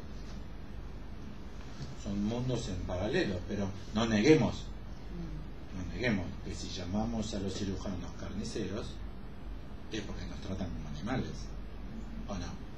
Ahora, como son de la obra social y OSDE les pide buen trato al cliente para que no se vaya, viene el anestesista, hola, yo voy a ser el anestesista, ¿qué tal? ¿Cómo se siente? Un poquito de miedo, tranquilo, no pasa nada, pero porque trabaja para OSDE. Pero eso no deja de ser tratar como animales. Pero en el fondo lo que hace el anestesista, bueno, inclusive los veterinarios, si es un veterinario caro, también, ay, qué linda la que es, nena o varón. No entra en el plano del reconocimiento del humano. ¿Cómo? Que eso, el ANE no entra dentro del plano de este reconocimiento del humano de lo que estamos hablando, entonces se encuentran tal cual. los deseos que van más allá. Y pueden, en ese sentido, ahora hay una literatura interesantísima que están saliendo a lo loco, de estudios de neurólogos, de neurocientíficos, de neuropsicólogos, donde verifican que todo lo humano se encuentra en los animales. Hay que saber mirar bien. Como por ejemplo en estos nuevos monos que se estudian ahora, que son la vedette de los neurocientíficos, los bonobos. Los bonobos vienen haciéndose la paja unos a los otros. Si uno está contento con el otro, le hace la paja. Si quiere hacer una sociedad, se pasan días haciéndose la paja. Entonces, esa vida social sostenida, ¿entienden? No se pegan, no se muerden. Se gratifican haciéndose la paja unos a otros.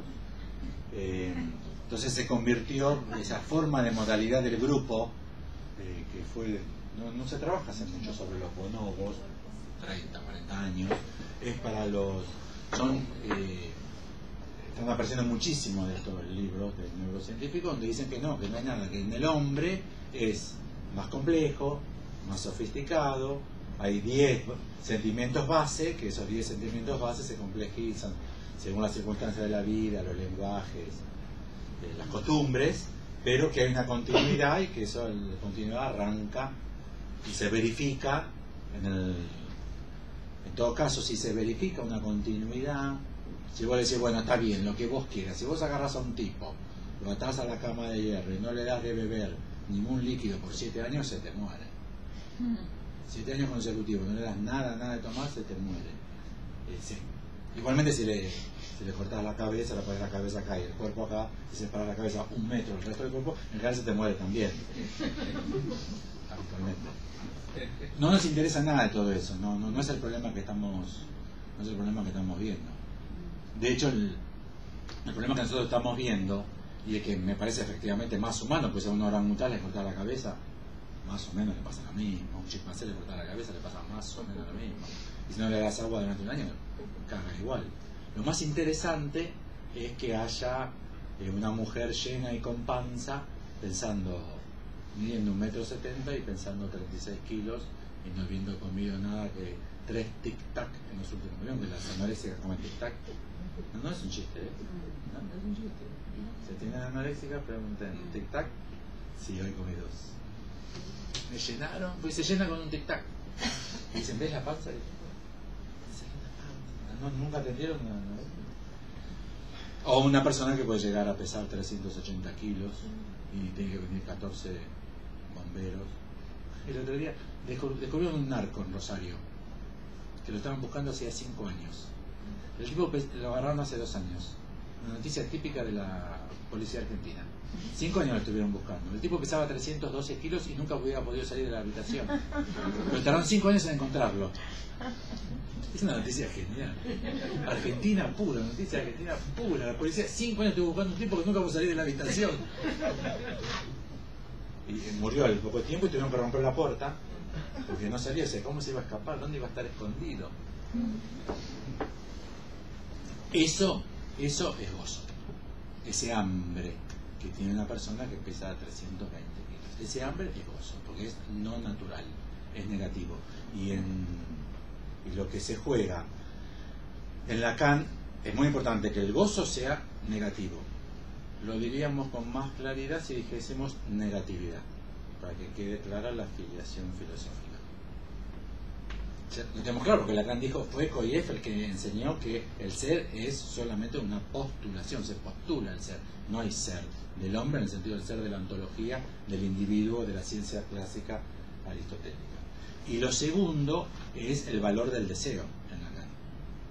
El valor del deseo de Lacan porque introduce esta teoría del deseo en el deseo. No tiene que ver con las ganas, sino con esa búsqueda en Lacan que da condición de sujeto, no de hombre. Esa es una diferencia sustancial para Lacan. Hay que rechazar la idea de hombre. En el sentido de Lacan es antihumanista. No hay nada que pueda decir esto es un hombre. ¿Sí? Me lo acuerdo, creo. Sí.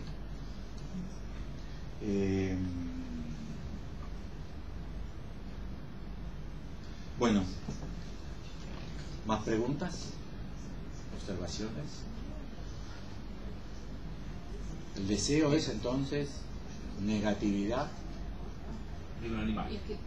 creadora de subjetividad. Esa es la potencia de la noción de deseo para Lacan. Entonces estaría el goce como instancia negativa un poco del mismo lado que el deseo, también como lo que negativiza esto natural. Esto que quedaría medio el deseo y el goce acá en habría que ver, mismo lado. Habría que ver. Ahora ya tenemos nuevas preguntas. Miren, esta es la potencia de estudiar. Tenemos nuevas preguntas. Habría que ver si en Lacan el gozo conserva la potencia que se le asigna en este sistema de pensamiento al deseo como transformador. Hay que ver si el gozo es transformador. Me parece que no. Quizás, si bien son instancias negativas, pero en el sentido de lo que decíamos recién, todo es negativo. Todo lo que sea humano será negativo de lo natural. Así que todo estará connotado. Pero quizá el deseo, veo que yo acentué bastante, que torna inquieto, que conmueve. Quizá el gozo no. O sea, no sirva como concepto para... O sea, quizás por ahí no... esto de lo que no sirve para nada se podría pensar desde ese punto de vista. De las dos acepciones, que lo negativo, pero a su vez que no mueve. Lo que estoy diciendo es que conservaremos o no conservaremos los dos conceptos. Si los conservamos, que es una discusión, se conservan, se sustituyen, esto implica una lógica de conceptos que ya no requiere de se mantienen. Con Lacan es muy difícil eso, de decirlo sin estudiarlo antes. Mi impresión es que se conservan, que hay que conservarlo, que inscriben distintas diferencias para distintos problemas de los que tenemos que enfrentar en nuestra clínica. Me da la impresión que esto trae inquietud. Me parece que esto no necesariamente, esto no inscribe esta diferencia. Me parece que esto inscribe más todo lo patético, el patos. Todo lo patético de Kant, el pato, todo lo sensible, todos los sentimientos, todos los afectos, las pasiones, ¿no? Todas las pasiones. Pero no necesariamente que inscribe esta, no es realizador de sujeto. No hay gozo de reconocimiento, y hay sí deseo de reconocimiento. De hecho, yo me leí todas las hojas. entiende que sujeto de deseo quiere decir que el deseo es productor de sujeto. Ahí sí seguiríamos un poco el planteo que decía recién Karina, como S1 o S2, donde escribiríamos así.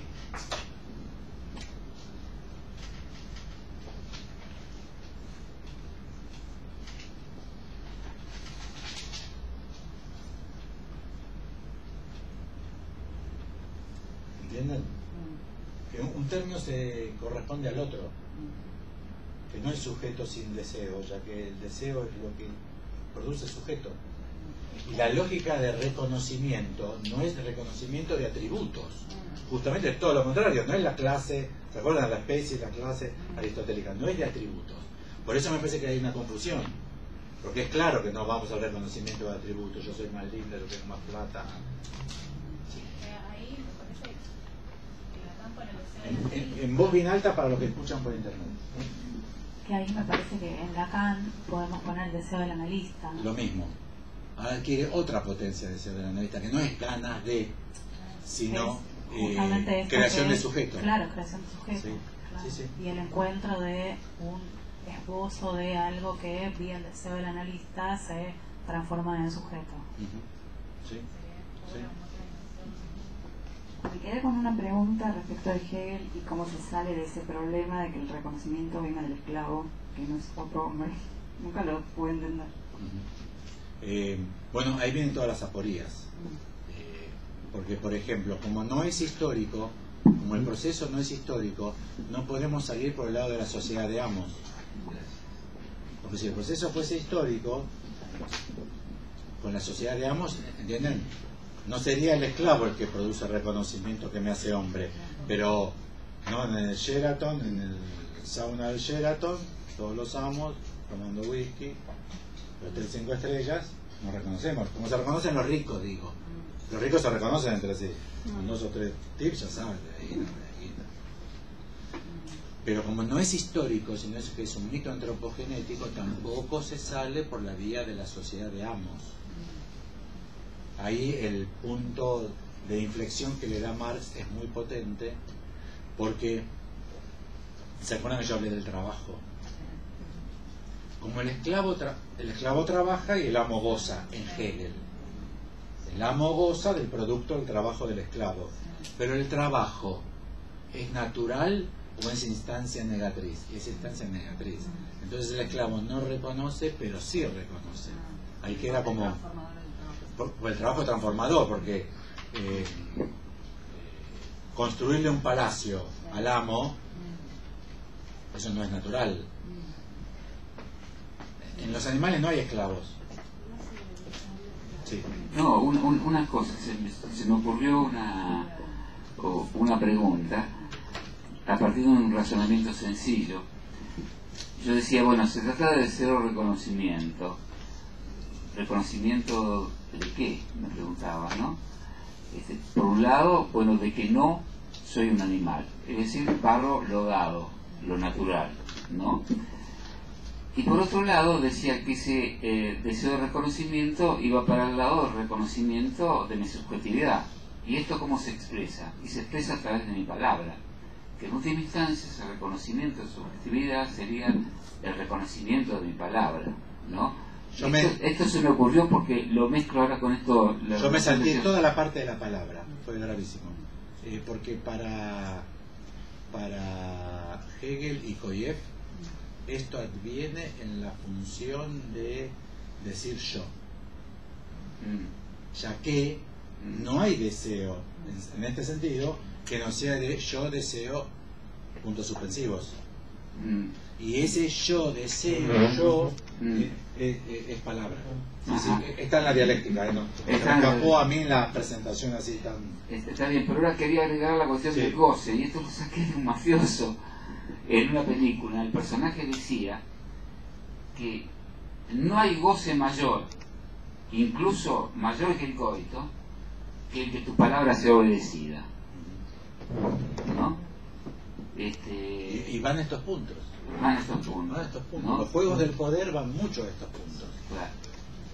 Lo que en Lacan queda tematizado con mucho vuelo, a mí me parece muy interesante, como discurso amo. Lo que queda tematizado en Lacan como discurso amo. No pierdan de vista que Lacan hace de esto uno de los 4 discursos que habilitan a ser diagnosticados y establecidos a partir de la existencia del psicoanálisis. ¿Entienden que lo que estamos diciendo? Que el psicoanálisis habilita una nueva lectura, Hegel-Koyev. Porque hace toda la dialéctica del amo y del esclavo. No por eso Koyev no es sorprendente que aparezca en el 17. ¿No? Lo convierte en discurso amo. Ese sería un caso típico de discurso amo. Que para colmo es bastante antropogenético. Ningún animal se caga porque lo obedezcan. En todo caso, se hace obedecer un león, los lobos, los animales de manada, los carniceros de manada, que tienen su líder, el líder alfa, todo ese tipo de cosas, se hacen obedecer, pero por fines naturales, no por el puro placer de ser reconocido. Esos castigos que se dan en la mafia, bueno, chupame el zapato. De hecho se dice, chupar las medias, es un castigo típico de la mafia, y que nada, que te injurio, te hago indigno, te humillo, y en eso se produce esta dialéctica. Hegel es filosófico, no comen vidrio los tipos estos, hay un montón de lugares donde este tipo de dialécticas... Hay una cuestión donde se juega, digamos, la palabra adquiere poder. ¿Cómo? El poder de la palabra, o sea, déjame contestarle primero algo. El reconocimiento de la palabra como algo que tiene efectos o poder, no sé.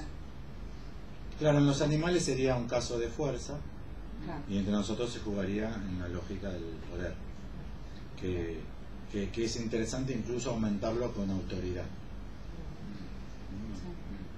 La fuerza de policía y la autoridad del fiscal. Vieron que en el quilombo en la cárcel se matan 500 hasta que va el fiscal y se... Tenemos que venir, los tipos mataron a 18, se lo comieron en empanadas a 4 y dicen, pero queremos que venga el fiscal. ¿Se acuerdan la vez que fue una mina que la agarraron en la mina? Una fiscal y se la agarraron para adentro.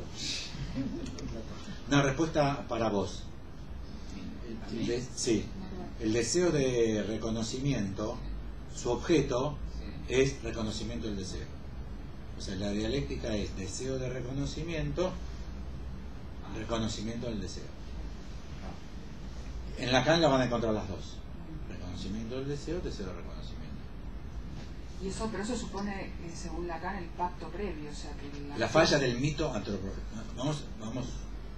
la falla del mito antropogenético diagnosticada por Lacan es que es falso todo el argumento si no se admite el pacto previo. Pues si se admite el pacto previo, ya hay algo no natural previo. O sea que no se puede hablar de ningún mito antropogenético porque esto ya empezó con algún decir, alguna dimensión de la palabra o una dimensión del lenguaje. O sea, el sistema tiene que ser creacionista inexorablemente y no puede haber una dialéctica evolucionista. Pero sí está contemplado por Hegel y fuertemente acentuado por Koyev la función intrínseca de la palabra. No dicen que sea la palabra lo que lo hace, pero esto no se les escapa que el primer movimiento ya requiere de la palabra. Pero por eso te decía, yo deseo X. Si el reconocimiento no tiene que ver con darle a esa palabra cierto valor y poder. No, es al sujeto. En esta dialéctica es al sujeto, no a la palabra. La palabra sería una mediadora en este planteo, no en Lacan, En este planteo la palabra sería condición mediadora para que haya reconocimiento, y el reconocimiento sería reconocimiento del deseo. Pero si hay un reconocimiento del deseo que es un deseo de reconocimiento, hay un hombre. Otra dimensión interesante, la dialéctica hegeliana, me parece interesantísimo. Yo lo veo muchísimo, pero quizás es un producto de mi lectura y de mi historia, que el amo es aquel que está dispuesto a morir con tal de ser reconocido como amo. Piensen en eso, porque muchísimos gestos políticos, uno dice, se está suicidando políticamente, y bueno, pero si tiene la posición de amo, tiene que atravesar por ese punto. Debe suicidarse políticamente, porque si no renuncia a la condición de amo, que no es ganar votos ni tener mucho poder. El amo de Hegel es una figura que en política, en la vida social, Kant dice, ningún hombre que secuestre a una mujer para violarla y cogerla, lo haría si estuviese afuera un batallón de policía que le dijese, si lo haces cuando saliste matamos. Lacan dice, es lo más frecuente, hay que leer los diarios, 80.000 películas hicieron. Inclusive cuando ustedes la ven la película, ¿qué dicen? Ahora lo hace, ahora la mata y lo mata. ¿Vieron cuando dice, esto definió? ¿Y qué se juega ahí? Piénsenlo, porque la figura del amo que aporta Hegel es muy interesante. No importa si voy a morir, yo no voy a obedecer la orden que vos me das. Es el honor, ¿no? Bueno, ahí ya está como... Con el mundo del lenguaje ya se empieza a derivar en honor, dignidad, valentía. ¿No? ¿Dejamos aquí? La última. Si les parece, podemos seguir una vuelta más y trabajar las 17 páginas. Total, ¿no? Leemos una vez, aprendemos algo. En Lacan son cosas cruciales. Perdón.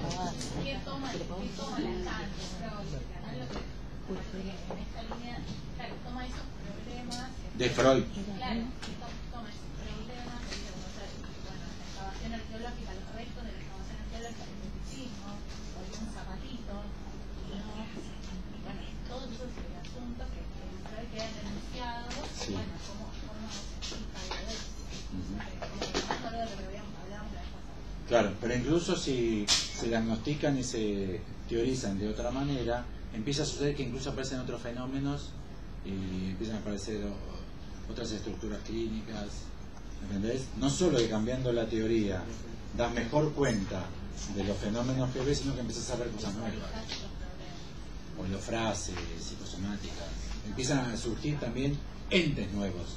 No solamente que le das más potencia a tu lectura, porque como los entes fueron producidos con la lectura anterior, con la nueva, incluso te encontrás con el fenómeno de desencadenamiento, o sea, cosas que Freud no pudo ver, pero porque no, su teoría no habilita verla. Entonces, dejemos como proyecto, quizás yo tomo algún jueves, donde trabajaríamos las 17 páginas de la dialéctica de la media esclavo. Yo le traigo a Julián algunas copias para la próxima, y de Lacan, yo ya tengo las citas. Podríamos trabajar citas sobre deseo de reconocimiento y reconocimiento del deseo, que es todo fuerte en torno a seminarios 4, 5, 6, pero incluso bastante antes e incluso mucho después también. Eso entronca con el 20, pero igual si no, igual aprenderíamos un capítulo fundamental de la enseñanza de Lacan, poco trabajado en el... ¿no? Bueno. Le queremos a Julián las copias. Sí, Julián.